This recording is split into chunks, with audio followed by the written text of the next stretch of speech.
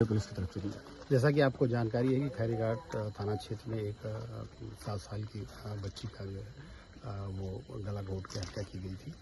इस संबंध में उसका मुख्य मुलजिम जिसका नाम अरुण है उसको गिरफ्तार किया गया था और आज उसको कुछ बरामदगी के लिए पुलिस ले जा रही थी। इसी दौरान वो मौका पाकर पुलिस के कस्टडी से भाग निकला। पुलिस ने चारों तरफ इसकी घेराबंदी की। पुलिस को सूचना मिली कि ये सोबतिया से बाग से जो रोड इमामगंज की तरफ जा रही है उसके सहारे ये जो है नेपाल निकलना चाहता है।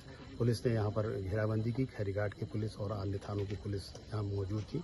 उसी दौरान जब ये अपने आप को घिर गया तो इसने पुलिस पार्टी पर फायर किया और उस दौरान पुलिस ने भी आत्मरक्षार्थ फायर किया, जिससे कि एक गोली इसको पैर में लगी है और जिसको तत्काल नज़दीक के अस्पताल में पहुँचाया गया है।